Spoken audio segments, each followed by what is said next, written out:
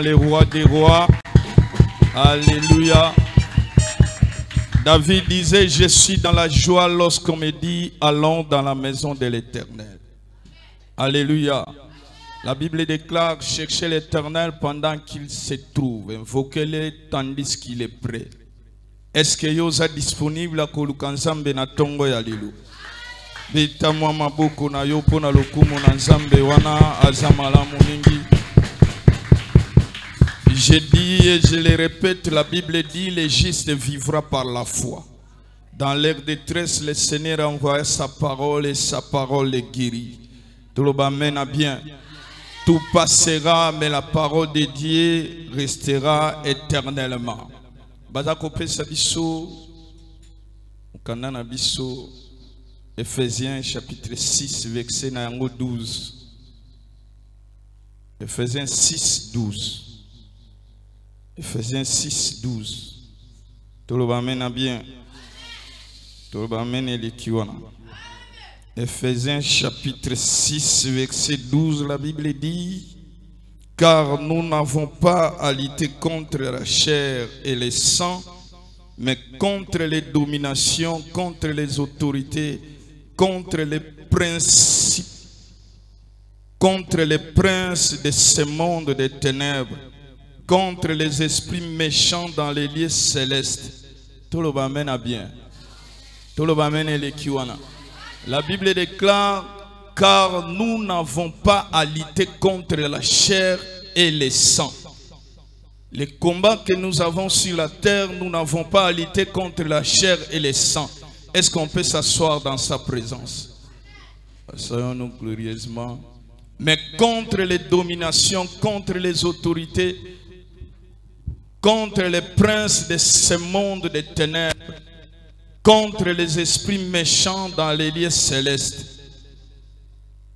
Bazako Bakse Labiso, Luc chapitre 18, verset 1, et verset 2.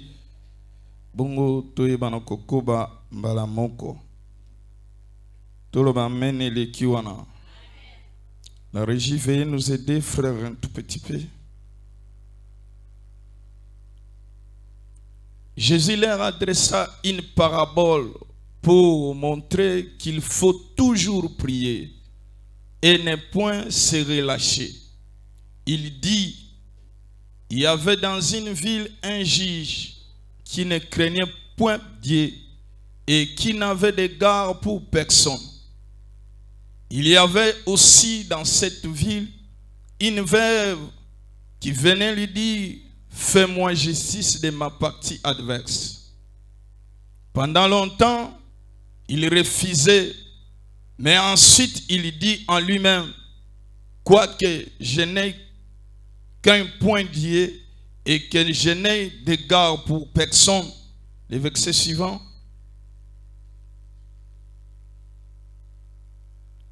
Néanmoins, parce que cette veuve m'importune, je lui ferai justice, afin qu'elle ne vienne pas sans cesse me rendre la tête.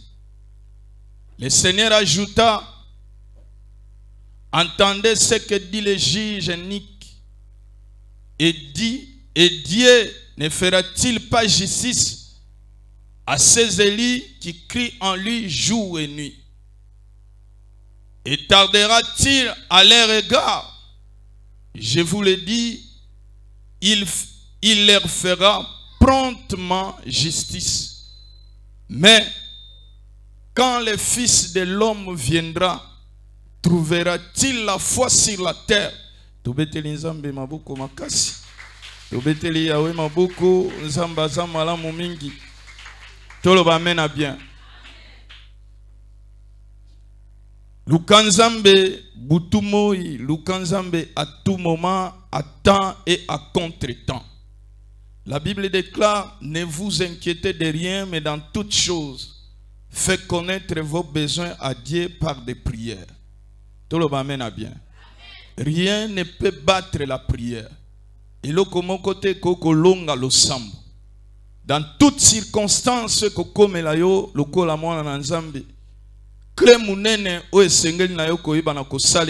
C'est la prière.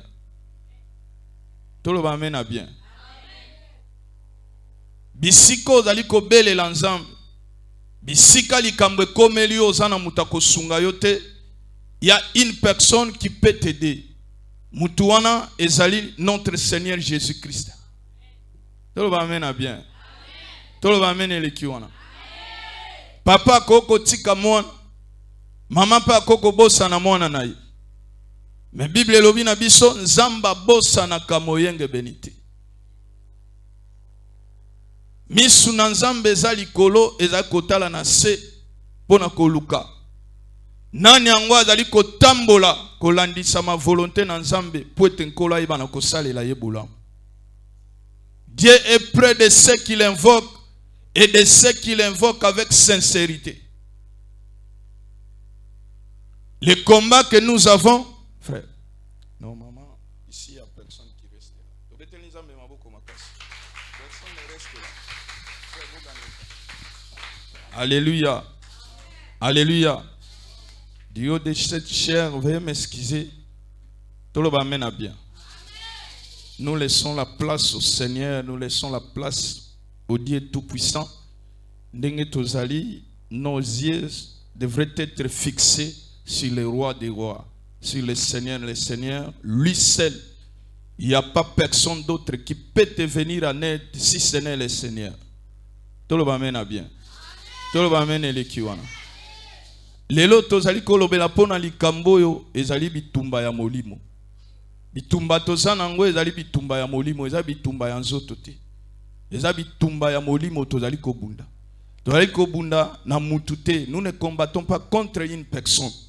Même si le diable peut utiliser quelqu'un de votre famille, même ta voisine ou bien ton voisin, même ton frère ou ta sœur, mais ce n'est pas lui le problème. Notre adversaire principal et le seul notre adversaire, c'est le diable. Et l'inde satana yende mutaza monguna na biso.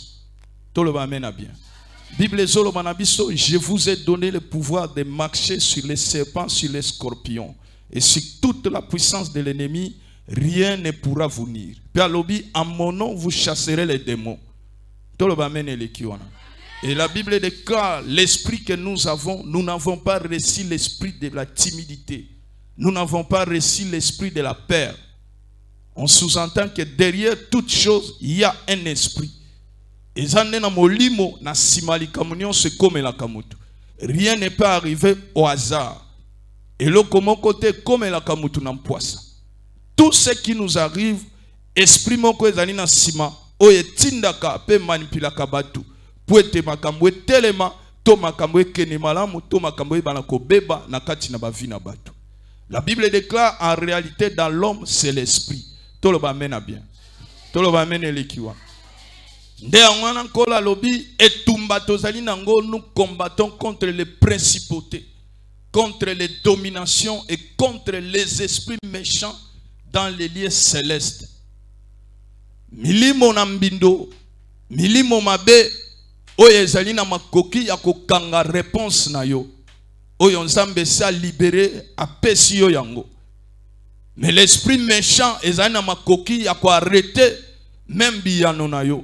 Ya ko arrêter ange azalaki na direction ya ko memela yo réponse. Mais nguya ya mabe ekoki pe kokanga ye. Poete biyano ekomela yo te yo yebana kokoba na kati na souffrance. Tout le monde amène bien. Yoko kanisa que il y a quelqu'un oyazali contre yo. Or, il y a des dominations, des principautés, des esprits méchants. Oyazali ko salete yo mona loboko na nzambe te. La Bible nous relate l'esprit, l'histoire de Daniel. Daniel a passé 20 jours. Il a continué à prier. Il a continué à insister. Or que sa réponse était libérée le même jour. Tout le monde amène bien. La Bible déclare dès le premier jour où Daniel a invoqué le Seigneur.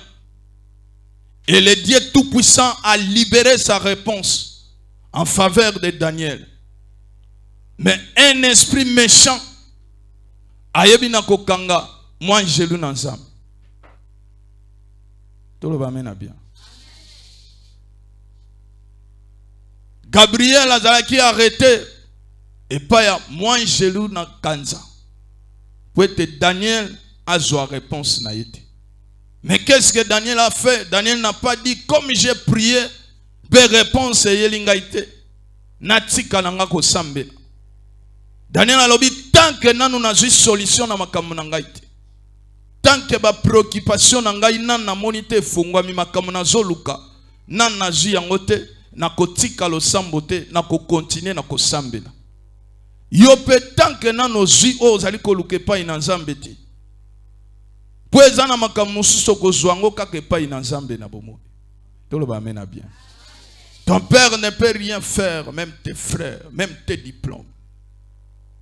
Même ma connaissance na yo ekoko salelo oti. Soki nzambe te mutu mususa ko sunga yo azalite. Et le Dieu que nous parlons c'est le Seigneur Jésus-Christ. Oya mona na kipo na kobebisa misala ya Satan. Tolo ba mena bien. Amemi Daniel na kati na retard il y a 20 jours. Ya kobelela ka lisusu nzambe. Yo petango mususu ezana makambo commission na retard. Ya makambo linga kosala. Démarche na yo umeli. Vous pensez comme si ezo umela pona makambo mboka, en réalité eza makambo mboka te. Il y a un esprit ezo kopekisa yo omona loboko na nzambe. Pe esprit wana ba telemela ngo kaka na nzela na losambo. Tolo ba mena bien. Tolo ba mena leki wana. Je disais que cet esprit de retard est libéré yo te pour être yo umeli na kati na kozela. Faut telema po telemela ngo na kati na losambo po mona loboko na nzambe na kati na vina. Satana yo kela ka mutu mawate. Yana batu mususu bakenda na kunda. Ils sont partis. Ils ont cherché jusqu'à fatiguer sans trouver et sans obtenir la réponse favorable à leurs demandes et à leur inquiétude. Parce que le diable les a bloqués. Le diable a empêché pour te bangoba atteindre ce que le ciel leur a réservé. Tout le monde bien. Tout le monde est l'équipe. Yangonga ipe naza kolobana yo tango mususu, je répète pour ça. Je répète surtout pour ça. Tant va récupérer kangote. Ukoko bungi sambongo, tu peux les retrouver. Mais le temps, on les récupère jamais. Ce qui est un ciel leki et ciel leki. Yango Bible ezali kolobete komemate lobi makambo kokai kosala lelo. Lelo ezali kabo nzamba pesi biso. Lobi ezaya nzambe. Faut profiter au maximum na journée on nzamba pesi yo. Pe na souffle de vie on nzamba zali ko pesa yo mokolo na mokolo. Chaque jour la Bible déclare les bontés de l'Éternel ne sont jamais éprouvées, mais ils se renouvellent chaque matin. Alléluia. Alléluia. Chaque jour, chaque matin, le Seigneur renouvelle sa bonté dans ta vie, dans votre vie. Il faut profiter par rapport à cela. Lorsque les choses ne marchent pas, la seule personne à pouvoir vous aider, c'est le Seigneur Jésus-Christ. Et la Bible dit qu'il te soit fait selon ta foi. Alléluia. Qu'il te soit fait selon ta foi. La clé est entre tes mains. Par tes paroles, tu seras justifié. Par tes paroles, tu seras condamné. Il n'y a personne d'autre. La Bible dit, je vous ai donné les clés. Ce que vous fermerez sur la terre sera aussi fermé au ciel. Ce que vous allez ouvrir sur la terre, le ciel aussi va ouvrir. Tout le monde mène bien. N'attendez pas que quelqu'un d'autre aille dans la possession ya bomo ina yo toi sale la yo makam. Fongo les ana maboko na yo. Dans la vie na yo, qu'est-ce qui ne marche pas? Qu'est-ce qui ne va pas dans ta vie? Pourquoi makambo na yo ezali kotambola te? Est-ce que âge na yo na makambo zo sale kokani? Niveau ya vie na yo. na oyo koka kosala est-ce que kokani ba rêve na yo zaki nango est-ce que kokisi yango? Pourquoi cela ne marche pas? Peut-être c'est le diable, les esprits méchants, les principautés. Tout le monde mène bien. Satana yo ke la kamutuma wate. Melonga na biso ezali ete bolamu na Nzambe po na biso e bakana ko changer te. Bitela Yesu mabuko makasi. Bitela Yesu mabuko makasi. Nzambe azali azokozela yo atandi loboko. Azali ko luka na yo oye bana ko luka ye po e bana ko belela ye po etami monisa na kati na vina. Tout le monde amène bien. Tango mususu ezali na bato yo basi basala ba alliance na monda molili na kati na libota na yo. Basi bazwa ba engagement na bango pe ba sacrifier libota. Ba sacrifier ba génération. Bozana c'est na malédiction générationnelle. Maintenant que faire pour na kobima na kati na likambo yo? Bible zolobete le Seigneur leur donna un parabole afin que les hommes pris en tout lieu. Batu ba bonde la na tango nyonso. Ba bonde la na kotika te. Ne balakisi biso ndakisa ya veuve abandaki kokende pa ya juge moko ayokela kamutu te pa banga kamutu te. Le yatola chaque jour mama na kendaka katalika munangai. Yawe na ye pona likambo bana na ngai. Yawe na ye pona likambo santé na ngai. Katalika mbabo mo na ngai. Bible lobi chaque jour akendaka. Mais ba pesa ka ye solution te. Tout le monde amène bien. Mais atika kite. Yozo tika puna ni. Yozo tika prière pourquoi? La Bible dit celui qui persévérera jusqu'à la fin sera sauvé. Et senga ka persévérance, pe senga ka endurance pour na komona loboko na Nzambe na kati na bomoina. Bakara Nzambe pas souverain. D'un coup apesi yo biyano na problème na ye. Mais ceux qui pensent Nzambe apesi yo biyano faut kangama na ye. Tout le monde bien. Tout le monde mène l'équipe. Paul azolo ba nini ekokabolanga na bolingo na Nzambe. Eloko nini yango ekokabolanga na bolingo na Nzambe. Eloko moko te. Tout le monde mène bien. Tango makambo ezo tambola malamu te ekimelo na biso ezali obele pai na yawo. Tango pe makambo ezo tambola ekimelo na biso ezali obele kaka Yesu Masia. Tout le monde mène bien. Po tango nyonso tango tomba mi bitumba pe ekomelio. Bitumba pe yelio pone bundisa elevation na yo.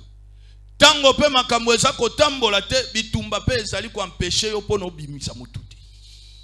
Donc ozana raison te ya kotika Nzambe na bomo. Alléluia. Ozape na raison te ya koyeba na kotie likia na yo epai na batu to ko betela ka batu maso. Tango mosusu ezali ba loi établie na kati na libota na yo.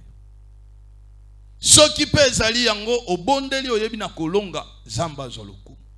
Soki pe ezali yango te obondeli opedre loko morote. Parce que na kati na losambo epai na Nzambe to perdre ke loko te me to zwaka ya mutuya. To lo ba mena bien. To bana ikolobele te to zolobela est-ce que vie na yo âge na yo na makambo zo sala ne sika yo zali est-ce que kokani ozana retard te. Bakangi lo sambo na yote bakangi biyano na yote lokola bakangaki ya Daniel. Est-ce que vous ndenge moko na Daniel te? La Bible déclare que ces choses ont été écrites pour nous servir d'exemple. Tout le monde a bien. Tout cela a été écrit d'avance pour nous servir d'exemple. Nzambe tout le monde a bien. Tout le monde a l'équipe. Bite la Nzambe a beaucoup makasi. Bite la Yahweh m'a beaucoup. Voilà, que le Seigneur vous bénisse, que le Seigneur bénisse votre vie, que le Seigneur bénisse votre âme. Tout le monde a bien. Tout le monde a l'équipe. En réalité, ce n'est pas moi qui devrais apporter la parole ce matin. C'était le docteur Célestin. C'est lui qui a préparé la prédication de ce matin. Mais jusqu'à présent, il n'arrive pas. Comme il n'arrive pas, nous-mêmes, on a prié la nuit. Cette nuit, nous avons dit que le Seigneur puisse utiliser les prédicateurs de ce matin. Je ne savais pas que c'était moi. Je laisse que le Seigneur lui-même prend les devants et que lui-même nous enseigne. Parce que la Bible déclare, c'est poussé par le Saint-Esprit que les hommes ont parlé de la part du Seigneur. Tout le monde a bien. Tout le monde est le kiwana. Genèse chapitre 15, verset 13. Genèse chapitre 15, verset 13. Bitelanzambe mabuko makasi. Bitelanzambe mabuko.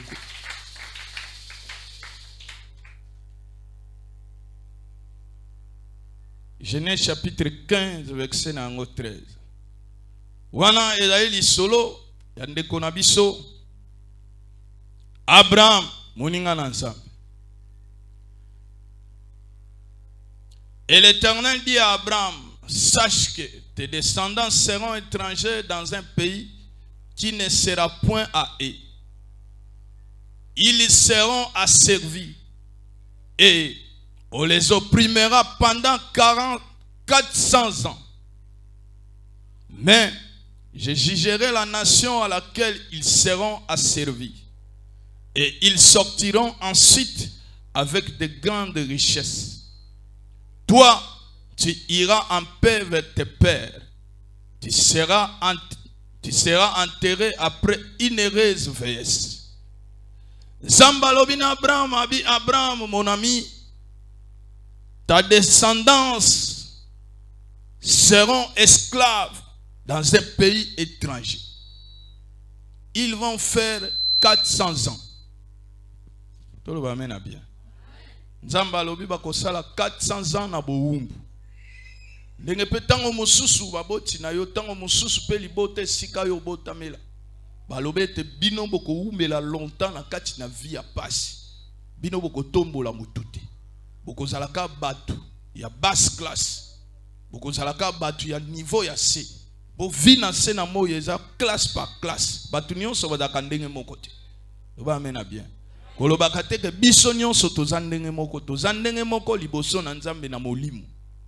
Mais na vie boye, na niveau de vie, na vie sociale, batu nyonso badaka ndenge moko te. Ezana mutu mususu akoko lobake lobi mutako bimate na mboko.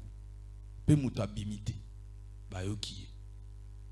Gouverneur soka lobi lobi mutabimate mutupako bimate. Soka lobi lobi transport et kiti na 1000 francs. Ou akotia transport ne 500 boule koti na mbu. Tout le bamena bien. Ba chauffeur bako bimape mingite. Mais yo soko lobi na niveau na yo kaka ndengo zawa na kaka ndengo za yo lobi lobi mutako bimate mutako yo kelo azati. Poto kokanite toza niveau moko te. Tikanzamba tombola yo. Na bitika nzamba tombola yo.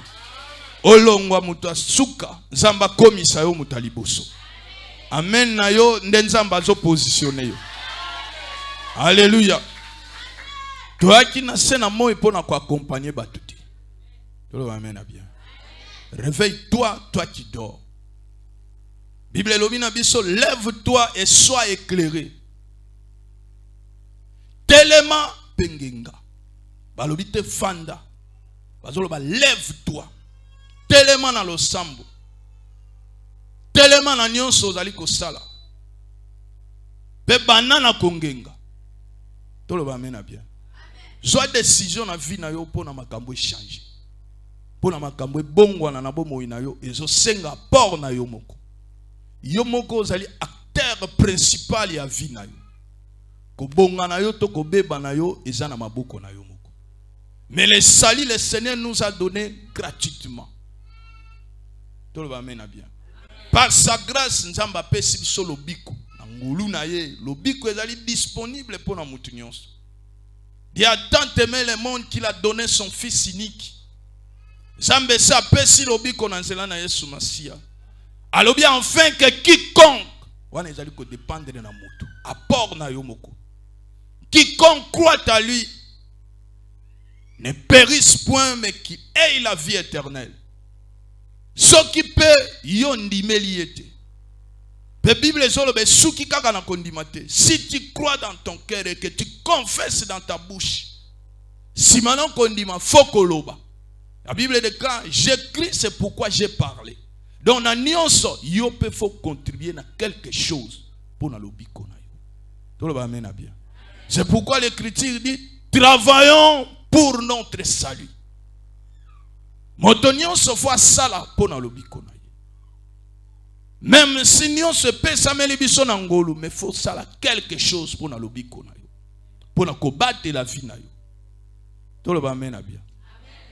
Tango makambo ezo simba te luka nzambe na kati na losambo. Nzambe nda simba kamitema ya batu. Nzambe nda fongolela ka batu banzela. Nzambe nde mutapesa ka batu opportunité. Lipambole ezalaka ya nzambe eyaka na nzela na batu na nzela na mutu mususu. Nzambe pa salela ka ba ange na ye pona kosunga batu na ye. Tolo ba mena bien. Yo moko pe foza na position malamu pona mona loboko na nzambe. Pamba te monguna koko bomelo pe ngunga. Tala libota oyo nzamba lobi bakosala 400 ans na kati na boumbu. Et ce peuple est esclave en Égypte pendant 400 ans. Bible lobi tango bakomi na 390 années. Un certain Moïse a yebi na kobi.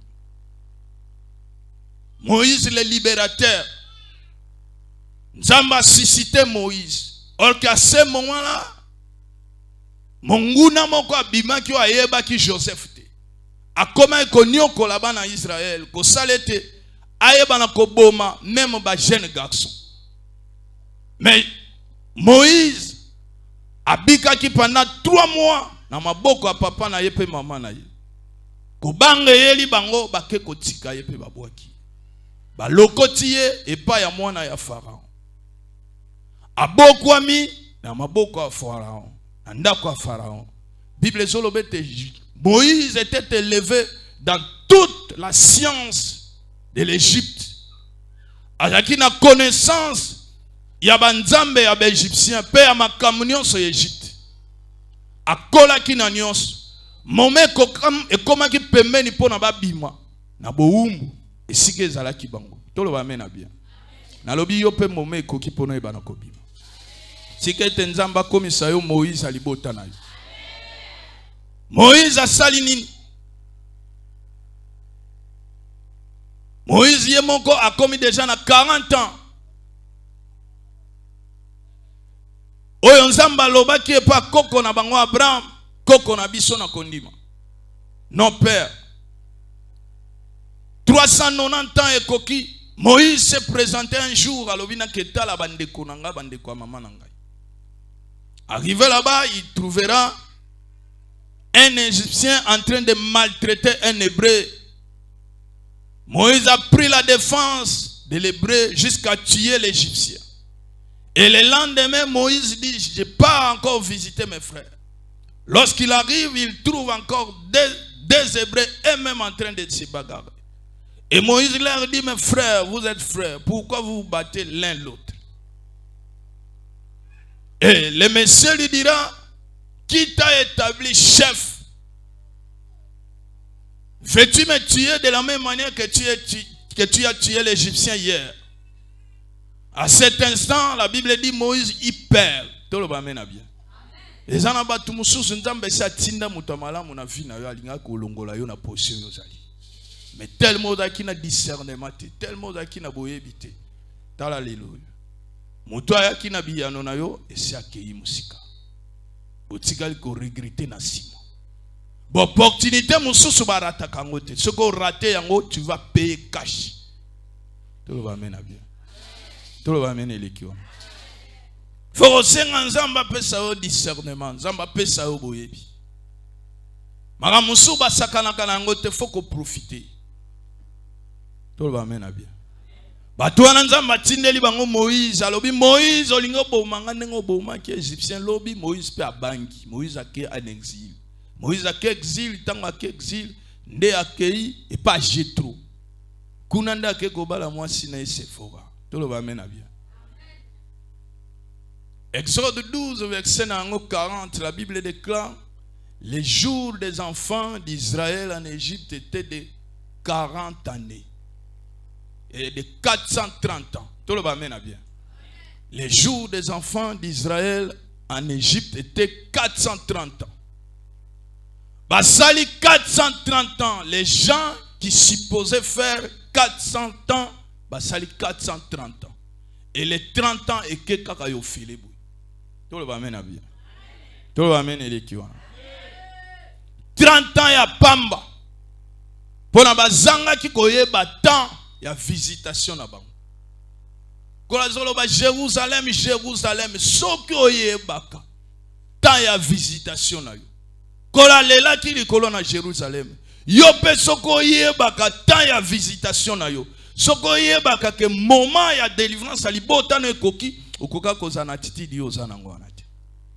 Ukoka ko kimaka losambo te pe ukoka ko sala te lokolo ozolukela mutu nzambe ozoluka nzambe pona yo moko ozane bela makambo yo yebi na bomo ino ezotambola bien te à part ko fête anniversaire makambo ezo avancer te kaka bambula ndezo bakisama na vie na yo to lo ba mena bien to lo ba mena eleki wana chaque année on fête anniversaire. Est-ce que chaque année vie na yo ezali ko évoluer vie na ezo évoluer te Okosutuka po continue 30 ans et retard.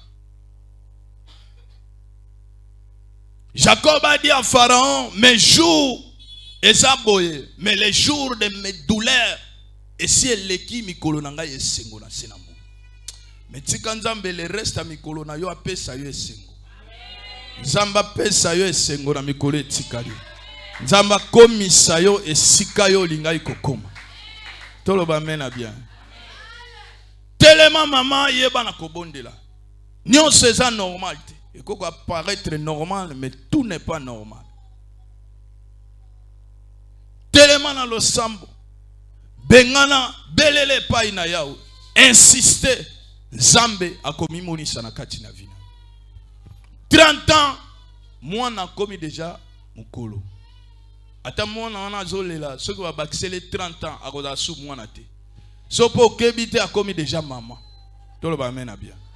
So par exemple moi na mobile au kebite na 30 ans a commis déjà papa. 30 ans pour ko ça le bela makambu. Et mon ani pe na miso abatu. Mais Satan n'a pas capable ya ko lekisi la yo temps. Olukipe libala ti ozui yango te. Olukipe mbongo po ozui yango te akangeli yo yango. Achelio pe barrière pour nous yebana kozwati. Oluki pe mabota salio pe avantiro tikali pe kosimba mwana te na sinamo. Mais soko telemi na losambo bien que na zuite na zokoba na losambo nzamba komi monisa na vina. Na bin nzamba komi monisa na vina yo. Eloko moko te longa ka prière. An aumela kitango molai ti mobali abandi ko corrompre. Amoni mbana na ye peni na kobota na misu na ye. Azobota na misu na ye, ana zoka pasi. Azui maman na retard, mais ana yeba ki secret abi sekele na ngai ezali bobele lo sambo. Tolo ba mena bien. Ana sambeli te po atika bomo ina ye pa musani na nzambe. Ani ye moko azindi na kati na lo sambo. Asambeli na ndako ayebisi mobali asali nyonso simita binga moko na nzambe. Bongo kutu ana azalaki na Ancien Testament biso ba oyo. Nzamba pesi biso accès ya kokota na kati na trône ya grâce. Bible zolobete approchons-nous avec assurance du trône de la grâce. Tout le monde amène bien. Biso tozali na assurance parce que rideau ya temple ezali désiré pe si mutu na mutu accès ya koiba na kokota pe kokuta na nzambe pozwa biyano na makambu na yo. Tout le monde amène bien. Médiateur azali lisusu te. Ye moko Yesu Masiya avocat na biso. Ye moko Yesu Masiya ye pe juge na biso. Le juge par excellence c'est le Seigneur Jésus-Christ. La Bible dit qui condamnera les élus? Nani yango akokondane bana na nzambe? Pe nani akosambisa bango? Yesu akufa kaka te passe quoi. To lo ba mena bien. Yango esengo na biso pe bomo ina biso bana na nzambe. C'est basé sur la mort et la résurrection de notre Seigneur Jésus-Christ. nde mutuya na biso nde yango. Lokola Yesu atikala ki na kunda te biso pe tokotikala na kati na pasi te. Loba amen na bien ko. Bandoki pe bako lokaka yo tango nyonso te. Molili pe ko umela libela te na kati na bomoi na yo. Po Bible ezolobe te Yesu yenda azali pole. Je suis la lumière. Mutu akotambola na Yesu akotambola na molili te me akozala na pole na banzela na ye. Tika Yesu masi angengisa libota na yo. Na bitika Yesu masi angengisa famille na yo. Bible lobi na biso nzamba zo sepela batu ba luka ye mema tatona. Luka nzambe meme na lolenge nyonso nzamba komi monisa. Esengwe pa na nzambe da kande disposition du cœur. Nzamba tala kande na motema. Nzamba tala kalibanda te matalaka motema nani ngo ezali ko luka ye na ndenge senge. Toloba amen na bien. Toloba amen elekiwa. Bana Israël balekisi 30 ans yo fele. Suka nzamba zongiseli bango kaka Moïse o bango baboyaki. Balobaki nani na commission libérateur. Batala boye Moïse azongi loko a libérateur pour na ko libérer bango. Tike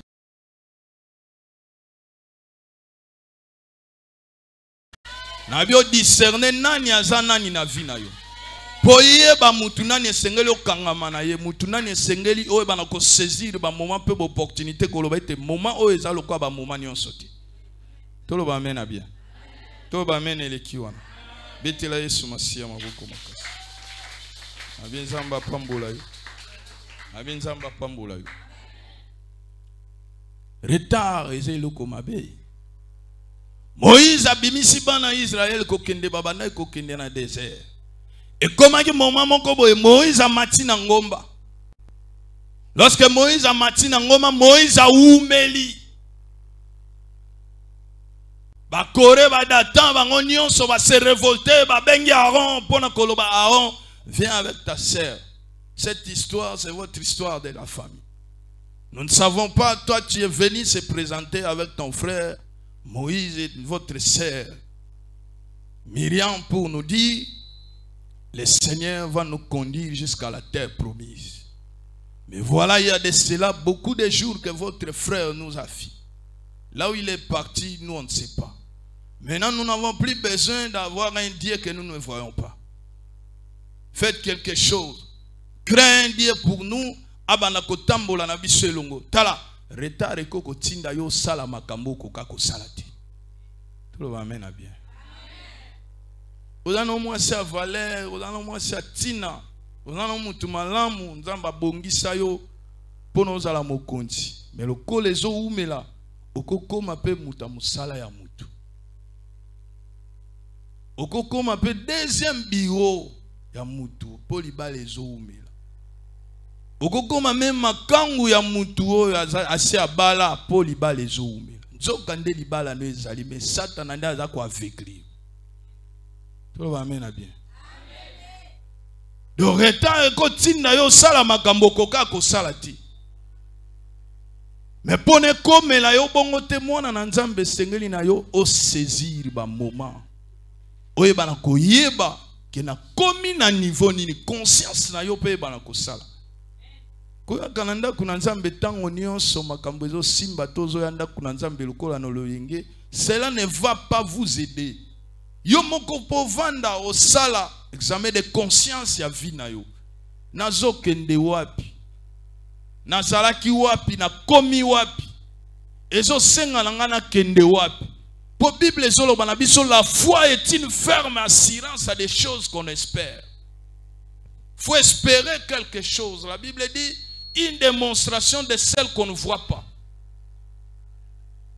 Faut talisa makambo yo zomonati. Tout le monde bien.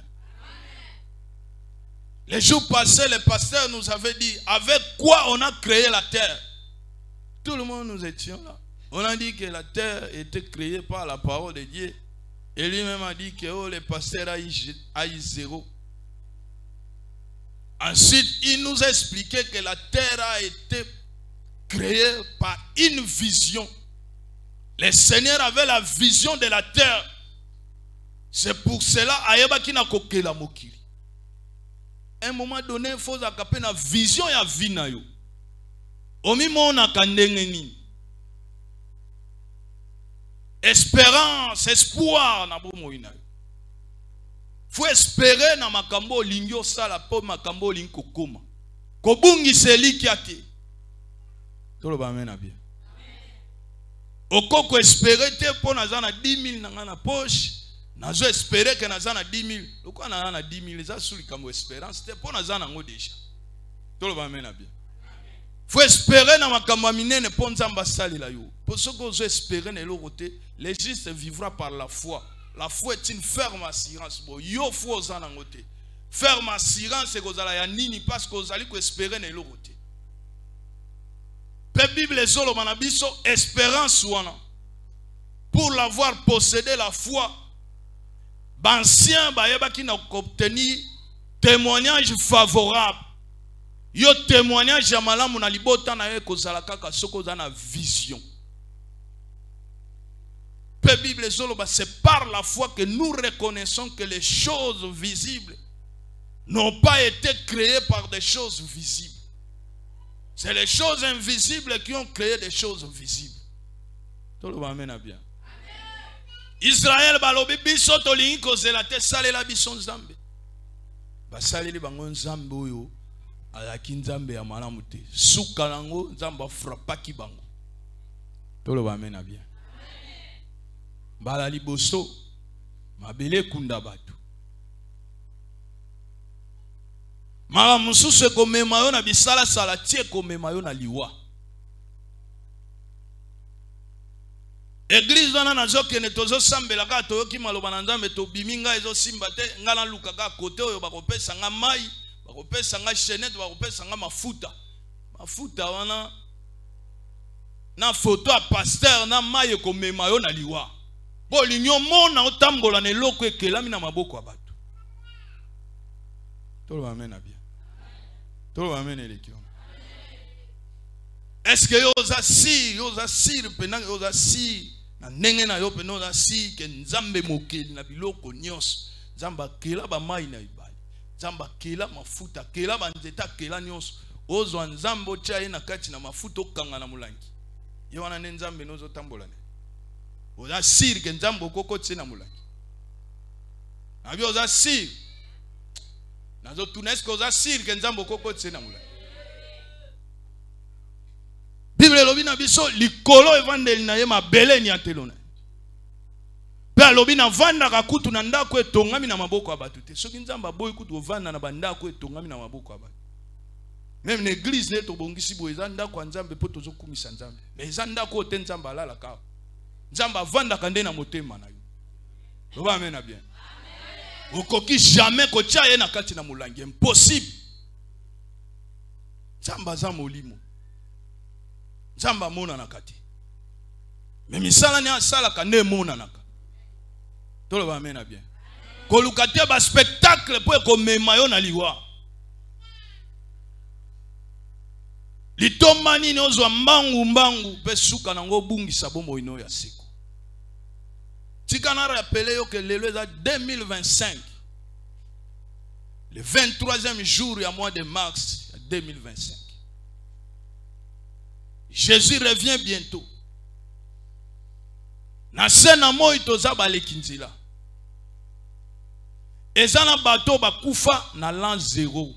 Wana bana ko compter 1. Tilelo bazana nkunda 2025 kane bazana nkunda bazozila toza balekinzela na sena moi nyonso koko zwa ekozala comparable na bomo ya seko nzamba pesio yango te tolo bamena bien tozo ya église pona koluka bokonzi na lola tozo ya église pona koluka bokonzi na nzambe pe tozo ya église pona ko se débarrasser na nguya nyonso molili o ekanga bomo ina biso. Bible solo bate brisons leurs chaînes. Tokata basinga na bango bona toyeba na kozala libéré. Tolo ba amena bien. Tolo ba amena elekiwa. Ato sibo sina nenga molili. Ato teki ba mai. Ato sali ba miracle soko kufi. et que kobakisa malisusu 2025 ans na kundozo zele lombe mobali ti mokolo ezala kobima na kunda okosamba na makambo yo salaki bo batambola ki malamu bakozana na bisengo ya libela na libela bo batambola ki malamu te bakokine na life tolo ba amena bien nzela malamu moninga malamu ya tango nyonso akozala na ye ezali bobele Yesu Masiya oya kufa ki pa sekwa ki pona nga na yo pour Jésus peut à deuxième monde azalaka tout le monde bien Jésus a deuxième monde pas ça il y a ba pasteur sorcier ba pasteur marabout baza pe na Yesu na bango waneza Yesu akufa ki pa sekwa ki te waneza Yesu na bango ya ba miracle na bango na ndengo balingi bazwa nyonso batambola na mituka babebisa bavia ba mais biso Yesu tozolinga Yesu biso tozolanda azanzambe na bolingo ayebi na kobatela soko zana ye mama akobatela kaka yote na bana na yo tolo amena bien akobundela yo bitumba pe akolongisa yo makambo mususu yo yebaka kutuke tikanzamba mona yo na bitikanzamba mona yo Yesu akota na bomo ina yo Yesu akota na libota na yo aza nzambe malamu aza moninga malamu nzambe na mawa nzambe na bolingo tolo bamena bien akotinda yo te osala makambo ya azali kopekisa pe apesi biso molimo mosantu mpona yeba na koteya yo butu moi mpona korapele yo oza mwana na nzambe sala boye o boye okosala te soki bazalaki na nzambe balinga koloba te ke balinga oloba na ndeko ya Moïse te ke bino Aaron bosalela biso nzambe ya bikeko jamais nzambe basalela ka ye nzambe bikeko te nzambe alongolo na molimo ya retard abi nzambe alongolo na molimo ya retard Satana na makoki ozwi na yo diplôme mais akomi si diplôme na yo papier me komi papier oluki musala ozipe musala te ambrie yo mutu alingaki asine dossier na yo apese kidi basote dossier na babengisaki yo na likambo ekomi tour na yo mwa na kelele moko ekoti babosani baboya lobi okoya lobi makambo echange toloba amena bien nyonso wana po nozobundisama molimo na retard toloba amena bien toloba amena eleki tala jei nzambe toloba amena bien Eli azako lele pa ina nzamba binkolo na tikalika ngamoko na tikalinga moko na usande ngai na kosala ndenge nini nkolo batu nyonso bwa kisio na tikalinga moko na mutu te batu nyonso balai corrompi nga na tikalinga moko kolo sala moi quelque chose pour na fina ngai pesa biso 1 roi 19 verset 15 à 18. 1 roi 19 verset 15 à 18. La régie donnez-nous le texte. Eli wana nazobetela yo contexte. Eli alobi nzambe atikalinga moko. Kola alobi te ozayo moko te d'ailleurs pona yebisa yo faut wendre 3 personnes. Faut wendre Jéhi. L'Éternel lui dit, va, reprends ton chemin par le désert jusqu'à Damas. Et quand tu seras arrivé, tu oindras Azaël pour roi de Syrie. Tout le monde a bien. Elisa leli nazanga moko naza sumut na mutu tenzamba lobi nazobi mselo 3 personnes oyo nazola kiso kenga naza nzambe. Nana batu musu na bomba. Il faut oindre Azaël pour roi de Syrie. Tu oindras aussi Jéhi, fils de Nimshi, pour roi d'Israël. Abi Jéhi okopakole mafuta, pour etayeba na kokoma mokonzi na Israël. Pena suka na yango okoyeba na ko oindre Élisée. Toloba mena bien.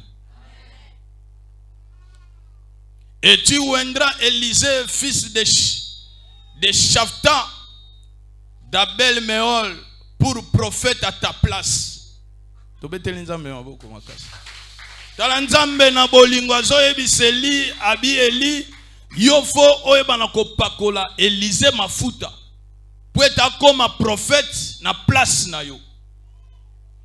Et il arrivera que celui qui échappera à l'épée de Hazaël, Jéhi le fera mourir. Et celui qui échappera à l'épée de Jéhi, Élisée le fera mourir. Tout le monde a bien. Kola lobilo kolo da ki yomoko. Bilenge misatu na che bango na nzela na. Pakola bango we pakwa. Moko akozala roi ya Syrie. Mosusu akozala roi ya Israël. Oye babengi Jéhi. Hazaël roi ya Syrie. Élisée akozala prophète ne sikana yo. Bango misatu wana. Soki oyo ayebi na ko échapper na mupanga ya Jéhi, ya Hazaël, mupanga ya Jéhi ekoboma ye. Oyo akorate mupanga ya Jéhi, Élisée ekoyeba na koboma ye. Tala moto na Nzambe tango akei. Le verset 18. Verset 18. La régie donnez-nous le texte. Le verset suivant. Mais je laisserai en Israël 7000 hommes, tous ceux qui n'ont point fléchi les genoux devant Baal et dont la bouche ne l'est point baissée. Élisée partit de là et il trouva Élisée, fils de Shaphat, qui labourait. Il y avait devant lui 12 paires de bœufs. Élisée tango akei po isoleza mulai tango akei apesi Élisée pakwa. Apakoli Élisée pakwa lokola prophète nakati na Israël. Aluki pe Hazaël apesi ye pakwa. Lokola pe roi ya Syrie. Et comme à un moment ya Jéhi, Élisée a bosani. Tout le monde amène bien. Lokola yo ba bosana yo pe. Balingaki pe bazwa yo na musala. Mutu pa alingaki kobala yo pa ayaki po na bala yo. Mais comment ki moment po na officialiser makambo abosani yo aki kobala mutu mosu. Tout le monde amène bien. Bosina yo yaki koluka yo tango ekoma ki pembeni bosani yo. Ekepa mutu mosu. Yo tikali lolenge yo ozali. Nzoka ndo linga kozala oyo ozali te. Nzambe toloba amena bien. Toloba amena eleki wana. Toba amena munene. Tika nzamba pambola yo. Nabi tika nzamba pambola yo. Kokende baza kokende. Jéhi babosani. Eli akufi. Élisée o mutu balinga basale ne musala. Poyana baninga botanga na bango classe lelo bakoma bakonzi bakoma ba responsable. Yo kenda ka kotala bango. Sopo ke kotala yepe akopesa pe eloko malonga te. Boye barrière moko ezali boso na yo. Pona yo mona bolamu te. Mais na miso abo moto boye ozo mona ngote. Yo zo kanisa eza normal makambo eko changer. Makambo e changer ka bongo te. Muta bongo la kama makambo ezali bobele Yesu Masia. Soko lukie na kati na losambo ndako bongo la makambo avina yo.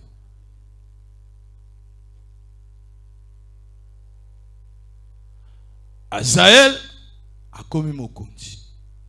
Élisée pe a commis prophète. Ba jubi sika na bango ba komi kusala musalo nzamba pona ki pona bango ba na kusala. Ba bosani o alinga kozala roi, pe roi ya pamba te, mais roi ya Israël. Israël est dans n'importe quel pays te libota na nzambe, libota ya bana na nzambe. Élie soke ezalaki ke libota mosusu abosa na likamu te. Mais abosani mopakola minankolo. Oyo alinga azala mokonzi na kati na Israël.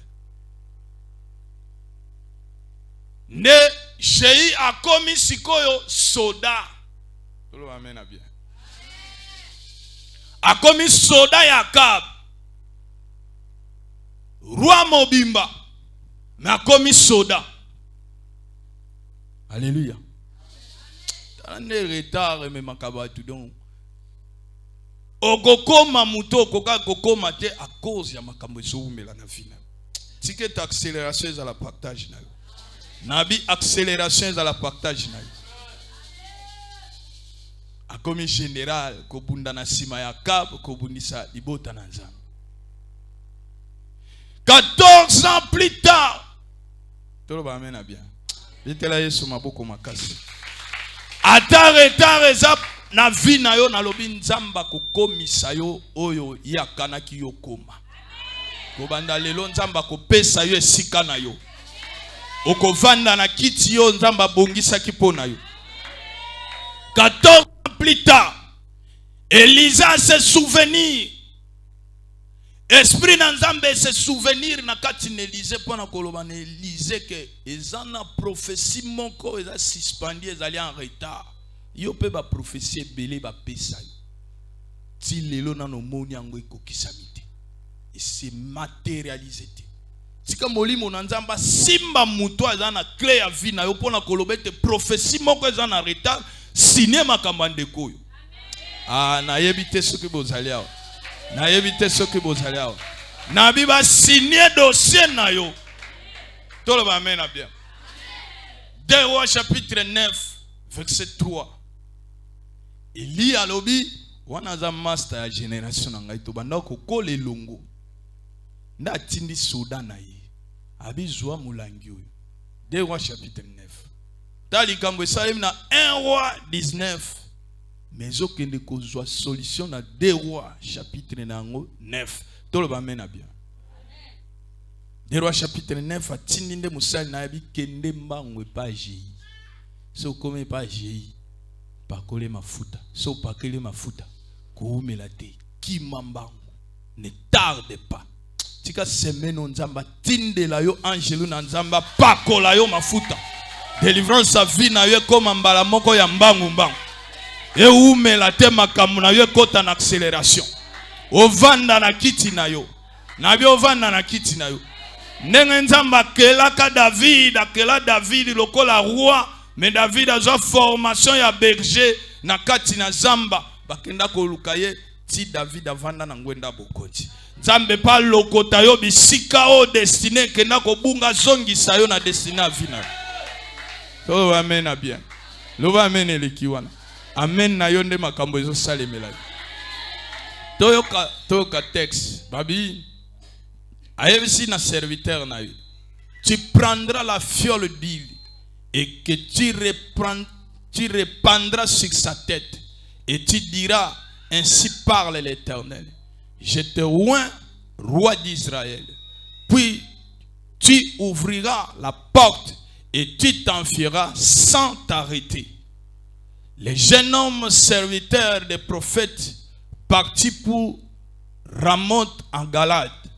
Quand il arriva, voici les chefs de l'armée étaient assis. Il dit, chef, j'ai un mot à te dire. Et j'ai dit, auquel de nous tous? Il répondit, à toi, chef. Le verset suivant. J'ai dit, qui a coutillé, na kati na mo. L'isanga ya ba généraux. Jéhu se leva et entra dans la maison et le jeune homme répandit l'huile sur sa tête en lui disant ainsi parle l'Éternel, le Dieu d'Israël, j'ai toi roi d'Israël, du peuple de l'Éternel, tu frapperas la maison d'Akab ton maître. Et je vengerai sur Jézabel le sang de mes serviteurs, les prophètes, et le sang de tous les serviteurs de l'Éternel. Toute la maison d'Akab périra, j'exterminerai quiconque appartient à Akab, celui qui est esclave et celui qui est libre en Israël. Tout le monde a bien. Tika nzambe na lola asila na batu nyonso ba komisa yo na retard. Bao nyonso ba kanga venir na yo nzamba sila na bango. Bao ba bloka musala na yo nzamba sila na bango. Nabi bao nyonso ba kanga libala na nzamba sila na bango. Bao nyonso ba kanga santé na yo nzamba sila na bango. Bible lobieta yebi na kopakola Jéhu. Jéhu azu monduki abaloli epa ya maître. Tout le monde amène bien. Miso ajeye fongwami pona koloba. Nazala kinde sodate en réalité nga nazala kinde roi. Nabi nzambe établir yo. Nalobi nzambe établir yo. Ondiro zalia wate nabi nzambe établir yo. Avandi sayo ne sika na yo yankembo. Bible lobi, les projets que j'ai pour toi, c'est les projets de bonheur et de paix. Nzamba paix sayo esengo. Nzamba paix sayo bonheur. Bonheur na linga les ani. Fait jires bonheur na linga les ani. Tout le monde mène bien. Bonheur na linga les ani. Tika bola mon nzambe za la partage na. Et bon bonté. Nyonso ezaka nde mokotolo bakana français. Nzamba pesa yo bola muna ye na bomo ina yo. Na bi bola muna nzambe za la partage na. Lipamboli na nzambe za likolo na yo. Okota esiko nzamba bongisa kipona yo. Osimba oyo nzamba bongisa kipona yo. Zitu nzamba pesa yo mbongo. Aloba amen bien ko. L'argent répond à tout. Dieu ne change pas. La lumière domine sur les ténèbres. Les riches dominent sur les pauvres. Olinga olinga te, les riches dominent sur les pauvres. Nzamba pesa yo richesse. Nalobi nzamba pesa yo richesse. Les éclats du ciel efongwa malikolo na yo. Nzamba pesa yo kimia na motema. Nabi kimia na motema. Le shalom, la paix du cœur. Et là quand mutu yande kimia. Tout le monde amène bien. Okozo mbongo soko za na kimia te mbongo ne anatina. Tout le monde amène bien. Ya onkolo babenga kaye Jehova Shalom. Alléluia. Nzamba pesa yo kimia. Nanda kuna yo kimia. Nabana na yo kimia. Misala na yo kimia. Misala na yo longe landa yo. Na bie longe landa misala na yo. Amen na yo ndezo sale na yo. Na bi qualité amen na yo nde lipamboli na nzambe so ya likolo na yo. Alléluia. Les justes juges abanda ko banga mututa kata kili kamo ya mamo vev. Tikete na midi ya lelo nzamba kata likamo na yo. Soki olobe amen nzambe na lola pambola maloba na yo. To telemi sike zwami biso. Telemi sike zwami yo. Telema na titi da prière. Telema na titi da prière. Fongola maboko na yo.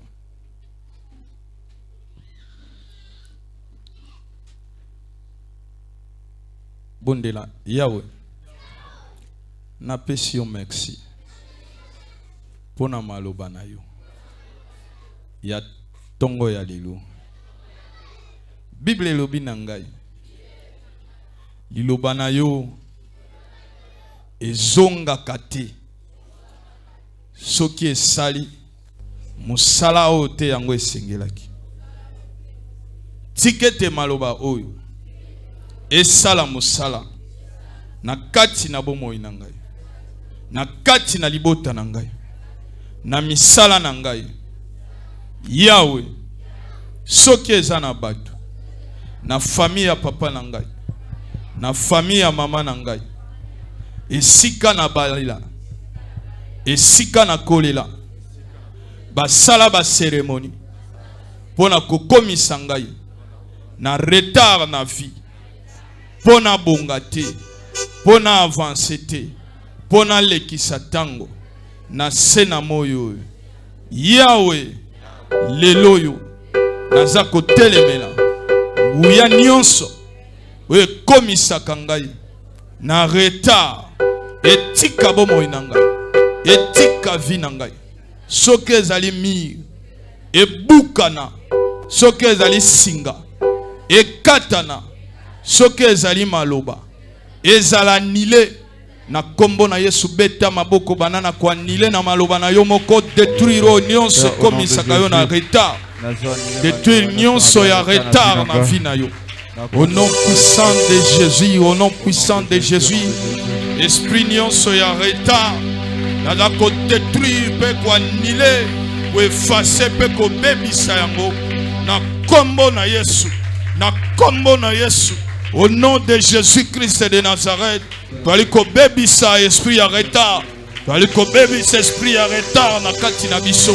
Et baby sama, et baby sama. Et ça la détruit, et ça la nilo au nom de Jésus. Bazokata basinga nyonso. Oye kanganga ipona avancer te. Oye kanganga ipona kende musika te. Na kati yango na kombo na Yesu. Retard nyonso na vie. Na baby si yango. Retard nyonso na bomo inangai. Na kwa ici yango. Au nom de Jésus. Au nom de Jésus. Au nom de Jésus. Au nom de Jésus.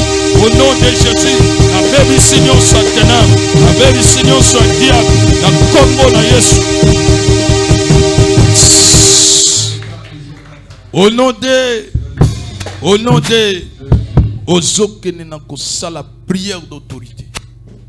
Satana yaka pona ko bebisa, ko boma, pe ko yeba na ko détruire, pe ko panza. Oso détruire nguya nyonso na kindoki. Bandoki misala na bango ezali pona baluka mabe komela bana na nzambe. Oso beta maboko. Nguya nyonso na kindoki. E bebisama na vie na yo, na libota na yo, na santé na yo, na kombo na Yesu beta maboko. Misala nyonso na kindoki. E bebisama, e bebisama, e bebisama, e bebisama. Au nom de Jésus, au nom de Jésus. Nguya nyonso na kindoki. Yeso bebisama, yeso bebisama, yeso bebisama. Au nom de Jésus, au nom de Jésus. Au nom de Jésus, au nom de Jésus. Yeso bebisama.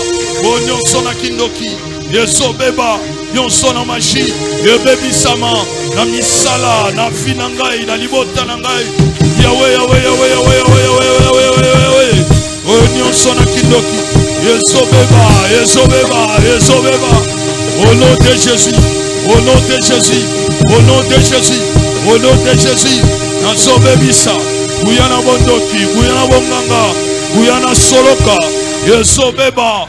Yesobeba, Yesobeba, na kombo na Yesu. Yesobebisa mon nom de Jésus. Yesobebisa mon nom de Jésus. Yesobebisa mon nom de Jésus. Yesobebisa mon nom de Jésus.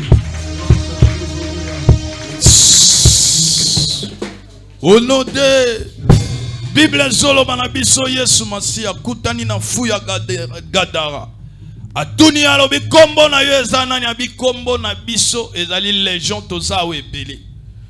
Osobondela Yahweh soki eza na milimo ekota na vie na ngai ekota na santé na ngai na eloko na lia na eloko na mela na bisika na vanda na bisika na lala Yahweh soki eza na milimo o elanda ngai o na kumbama nango ekoma kotungisa ngai lelo yo ezobima alebeta maboko milimo nyonso na mbindo etika bomo ina yo milimo na mbindo etika vina yo no de Jésus o nyonso kumbama nango na bisiko kota na bisiko lala na oyo simba na oyo fiba oyo elanda yo na oyo sangisa na ye nzoto na oyo achela yo loboko na travers tindikela yo milimo mabe lelo ekoma kobundisa yo lelo ekoma konyokola yo ebima na vina yo ebima na bomo ina yo beta maboko ekende beta maboko ekende soki elanda yo na cimetière esika bokenda kokunda yo yebaka na koloba maloba na cimetière milimo mabe elanda yo ekoma kotungisa yo ebima ebima etika bomo ina yo au nom de Jésus au nom de Jésus au nom de Jésus au nom de Jésus milimo na mbindo esobima esobima esobima esobima esobima esobima esobima esobima na kombo na Yesu na kombo na Yesu ebimekende na kombo na Yesu ebimekende au nom de Jésus etika vina yo etika bomo inangai etika église etika libotao kuya nyonso na ténèbres esprit impur ebimekende esprit impur ebimekende au nom de Jésus au nom de Jésus au nom de Jésus au nom de Jésus. Ozobondela bien tika nzamba pambola yo nabi nzamba pambola yo le juge nika yo kaki kolela ya mama oyo nalobi ete nzanga ya lelo nzamba zoka kolela na yo ozokene na kobondela Yahweh soki eza na bato na famille ya papa na ngai, na famille ya mama na ngai, na baboti na ngai, na bandeko na ngai, na quartier, na lupangu, baloba maloba, balakelanga mabe, po ete ngai na bonga te, po ete ngai na kende mosika te. Maloba wana ekoma kosala na kati na bomoi na ngai. Lelo yo na mona kasubola mote pona maloba oyo na telemi na kati na église liboso na ba centre. Yesu Kristo avocat na ngai, Yesu Kristo juge na ngai, nazo telema molimo mo centre azali awo na kati na église oyo.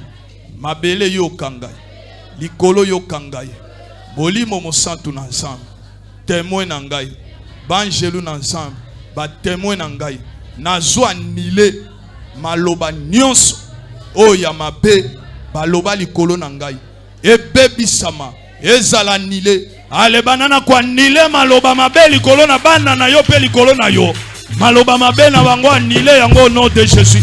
Guya nangwe sili bokonzi nangwe sili makasi nangwe sili molimo mosantu na nzambe témoin na biso, Yesu Masia avocat na biso, Yesu Masia juge na biso.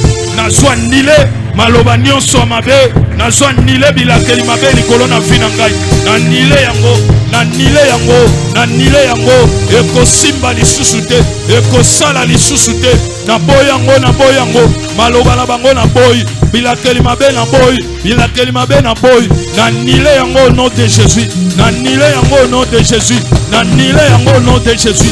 Ezali anile maloba nyonso bilakeli, na nile yango na kombo na Yesu, na nile yango na kombo na Yesu. Ezala nile, ezala nile, ezala nile, ezala nile au nom de Jésus, au nom de Jésus, au nom de Jésus.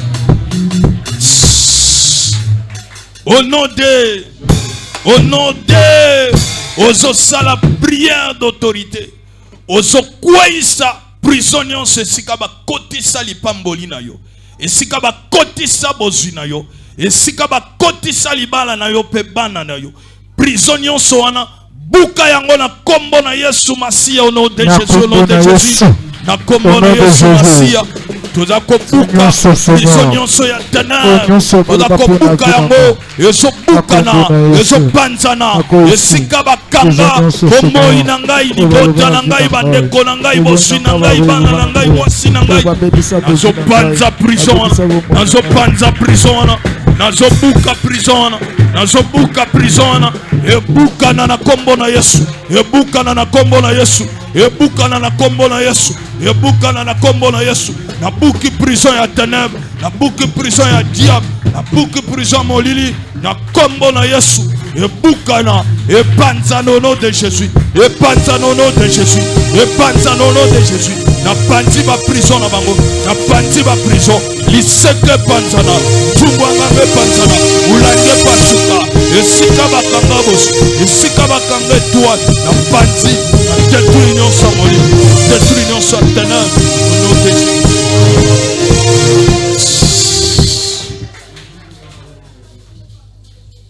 Ozokende na kobondela. Bible lobi bomo ipe kufa ezana nzela na maloba. Yo moko banana kofungola vina yo. Oyo nyonso ekangamaki efungwa. Ozobondela yawe. Opesinga nguya ya kofungola. Oyo Mungu na kangaki. Yawe nazo fungola bikuke ya kimia, nazo fungola bikuke ya bozwi, nazo fungola bikuke ya elevation. Alepeta maboko yo moko yebi eloko nini fo fungola na vi na yo, na maloba na yo moko fungola, fungola oyo etambola kate na vi na yo, fungola yango na kombo na Yesu. Oyo nyonso ekangama na vi na yo efungwama, banana ko fungola yango yo moko, fungola voyage na yo, fongola commerce na yo, fongola banzela na yo, fongola ministère na yo, ezo fongwama, fongola libala na bana na yo, fongola kimia na bomo na yo, fongola mabota na yo, fongola élévation na yo, au nom de Jésus, au nom de Jésus. Ikuka ya bosi ezo fongwama, ikuka ya kimia ezo fongwama, ikuka ya élévation ezo fongwama, ministère ezo fongwama, na kombo na Yesu, na fongoli, ce que le diable a fermé dans ma vie, na fongoli yango, au nom de Jésus fongwama, au nom de Jésus misale fongwama, au nom de Jésus santé fongwama, na kombo na Yesu.